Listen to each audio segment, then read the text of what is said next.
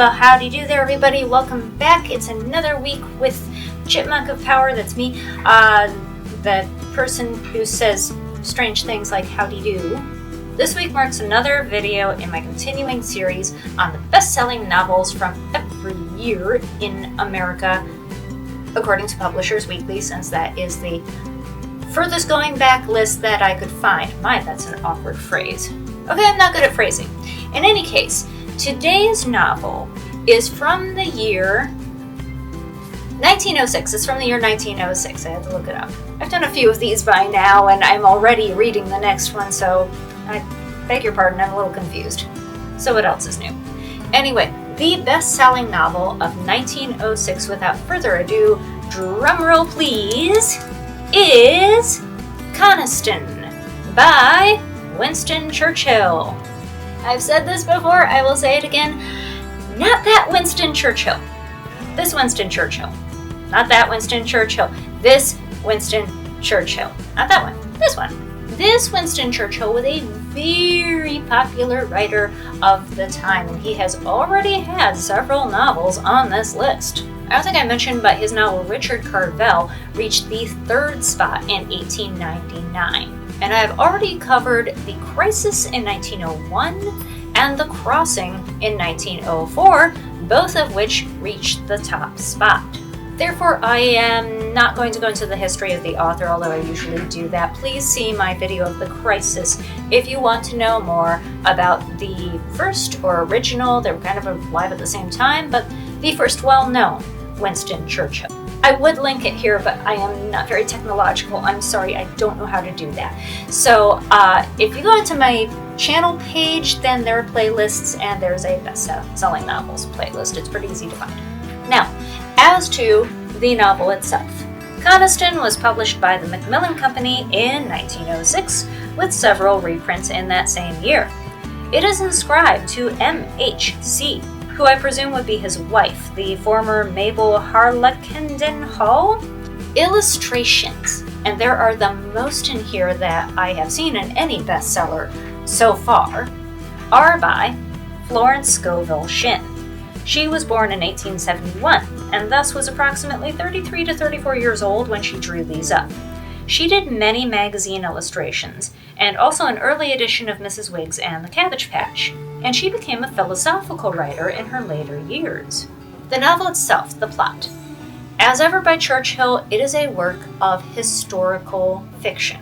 It is set largely in a series of small towns in New Hampshire, the fictional towns of Coniston and Brampton largely, with sojourns to Washington, D.C. and Boston. Coniston, the small town where the action begins and where the main characters' hearts lie, is based on Croydon, with its neighboring slightly larger town of Brampton filling in for Newport.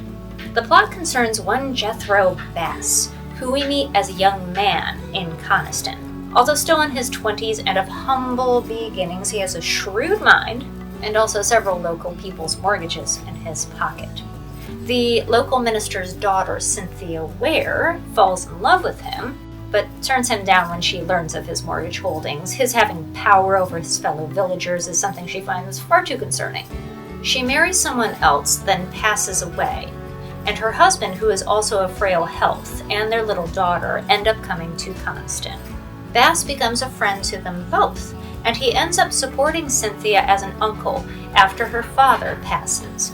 Like her mother, Cynthia is smart, honest, and moral without being a prig about it. There's an old-fashioned word for you.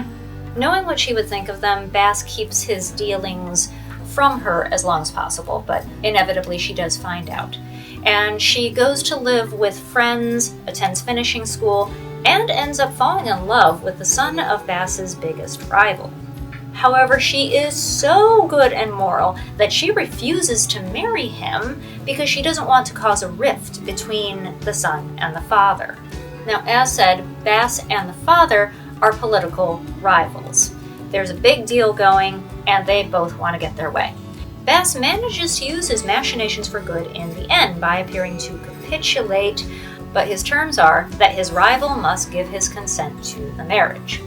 Because, of course, Uncle Jethro has come to realize that nothing is more important than the happiness of our loved ones. This makes the novel sound more sappy than it is. There are a lot of political type dealings, which the author manages to make interesting and easy to follow. Interesting if only because some of them are a bit more theatrical than real life, at least until reasonably recent times. The description of the locale is quite charming, and you can see why people would want to stay there. The characters are engaging and individual, although, as is so often with novels of this size, 543 pages, it can be difficult to remember who's who at times. There are no film adaptations of this novel, or television, radio, anything like that. However, Croydon is pretty proud of its association. It has a store it has dubbed the Coniston General Store. It has a lake which has been renamed Lake Coniston. And then a YMCA camp that is local to the area dubbed itself Camp Coniston after the lake. You can find the novel on eBay or for free through Project Gutenberg. There's a channel here on YouTube which I believe is called Autophilia or something like that. I'll put it in the I'll put the link down below. However, I haven't listened to it myself personally. Their thumbnail is AI, so that kind of makes me leery about checking it out because I'm not real big on AI myself. So just buyer beware, so to speak. Now comes the part when I read a few selections from the book. My narration is not AI, it's just me, so feel free to skip this part if you don't want to listen to my nasally voice. I really hope my selections have transcended my shortcomings. Okay, I'm going to read just a few selections to keep this short. Here are the first couple of paragraphs of the book. Coniston, Book 1, Chapter 1, On the Dangers of Curiosity. First I am to write a love story of long ago, of a time some little while after General Jackson had gotten to the White House and had shown the world what a real democracy was. The era of the first 6 presidents had closed, and a new era had begun. I'm speaking of political eras. Certain gentlemen with a pious belief in democracy, but with a firmer determination to get on top, arose, and got on top. So many of these gentlemen arose in the different states, and they were so clever, and they found so many chinks in the Constitution to crawl through and steal the people's chestnuts, that the era may be called the Boss era. After the boss came along certain things without souls, but of many minds, and found more chinks in the Constitution, bigger chinks, for the things were bigger, and they stole more chestnuts. But I am getting far ahead of my love story, and of my book. The reader is warned that this first love story will, in a few chapters, come to an end, and not to a happy end. Otherwise, there would be no book. Lest he should throw the book away when he arrives at this page, it is only fair to tell him that there is another and a much longer love story later on, if he will only continue to read, in which, it is hoped, he may not be disappointed. This is the part where Cynthia Ware, having grown up in the same area with Jethro Bass and being aware of him, is first starting to show an interest in him, and here she comes across him in the woods. May came, and the pools dried up. The orchards were pink and white, the birches and the maples were all yellow-green on the mountainside against the dark pines, and Cynthia was driving the minister's gig to Brampton. Ahead of her, in the canyon made by the road between the great woods, strode an uncouth but powerful figure, coonskin cap, homespun breeches tucked into boots, and all. The gig slowed down, and Cynthia began to tremble with that same delightful fear. She knew it must be wicked, because she liked it so much. Unaccountable thing! She felt all akin to the nature about her, and her blood was coursing as the sap rushes through a tree. She would not speak to him. Of that she was sure, and equally sure that he would not speak to her. The horse was walking now, and suddenly Jethro Bass faced around, and her heart stood still. Now, I'm not much of a romantic, but this moment where Bob and the young Cynthia finally are able to come to the conclusion of their long courtship kinda got me. He stood for a moment outside the doorway gazing at her, hesitating to desecrate that reverie which seemed to him to have a touch of sadness in it. And then she turned her head slowly and saw him and her lips parted, and a startled look came into her eyes, but she did not move. He came quickly into the room and stopped again, quivering from head to foot with the passion which the sight of her never failed to unloose within him. Still she did not speak, but her lip trembled, and the love leaping in his eyes kindled a yearning in hers, a yearning which she was powerless to resist. He may by that strange power have drawn her toward him. He never knew. Neither of them could have given evidence on that marvelous instant when the current bridged the space between them. He could not say whether this woman whom he had seized by force before had shown a like vitality in her surrender.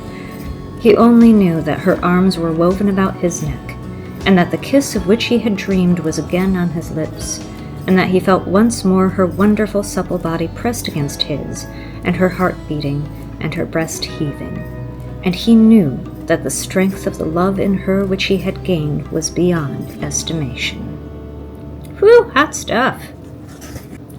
And lastly, we have part of the afterword by Churchill. He has done this before, some more socio-political commentary, which, in light of modern times, I found rather interesting.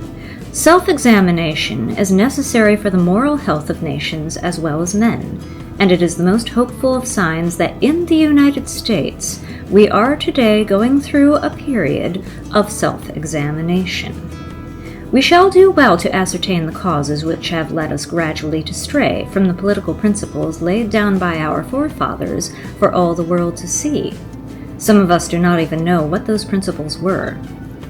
I have met many intelligent men in different states of the Union who could not even repeat the names of the senators who sat for them in Congress.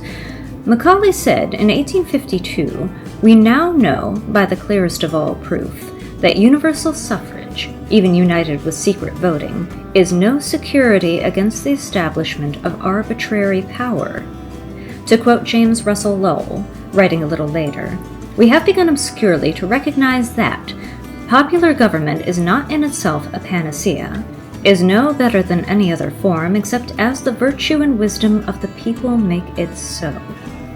As Americans, we cannot but believe that our political creed goes down in its foundations to the solid rock of truth.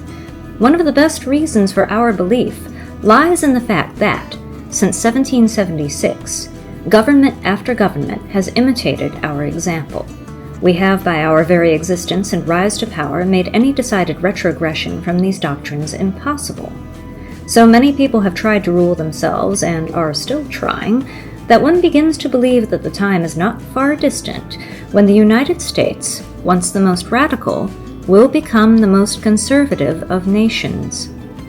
Thus the duty rests today, more heavily than ever, upon each American citizen to make good to the world those principles upon which his government was built. To use a figure suggested by the calamity which has lately befallen one of the most beloved of our cities, for those who aren't getting the reference, this is the San Francisco earthquake. There is a theory that earthquakes are caused by a necessary movement on the part of the globe to regain its axis. Whether or not the theory be true, it has its political application. In America today, we are trying, whatever the cost, to regain the true axis established for us by the founders of our republic. Harlockenden House, May 7th, 1906. Okay, so there we are, Coniston by Winston Churchill, the best-selling novel of 1906. It was really good, and I recommend that you check it out if you have time to read 543 pages. We've had some really long books so far, but they've all been worth it. They all have been good reads, and I can see why they're bestsellers. So far, so good. Have you read this book? Have you read any of the others on my bestseller list so far? Do check out the playlist if you haven't. Are there any coming up that you particularly like, are looking forward to, would recommend, etc., that sort of thing? Or just any old books in general? Anything you can recommend, put it down in the comments. I'd love to hear about it. Until next week, I really hope you have a good week. Take care of yourselves and each other, drink water, and get some rest and all that good stuff. And I will see you next time. Bye now.